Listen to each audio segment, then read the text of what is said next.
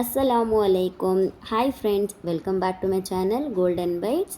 இன்றைக்கி நாம் easy and super டேஸ்டியான மேங்கோ லஸ்ஸி எப்படி செய்கிறதுன்னு பார்க்கலாம்.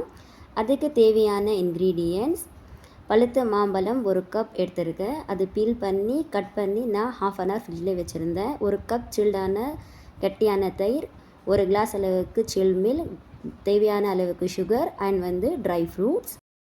மிக்ஸி ஜாரில் கட் பண்ணி வச்சுருக்கல மாம்பழம் அது போட்டுட்டு அது கூடவே 1 கப் அளவுக்கு கட்டியான தயிர் போட்டுக்கலாம். தயிரும் மாம்பழமும் நல்லா சில்டாக இருக்கணும்.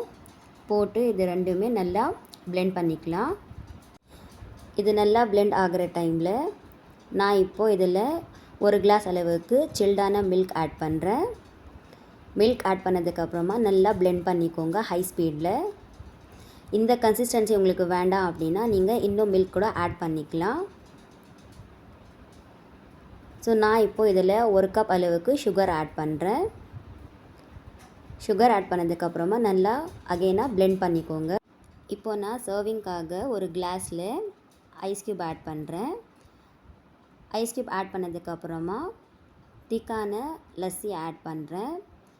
ஸோ யூஸ்வலி லஸ்ஸி திக்காக தான் இருக்கும். உங்களுக்கு இந்த கன்சிஸ்டன்சி வேண்டாம் அப்படின்னா நீங்கள் பால் போட்டு உங்கள் அளவுக்கு கன்சிஸ்டன்சி அட்ஜஸ்ட் பண்ணிக்கோங்க.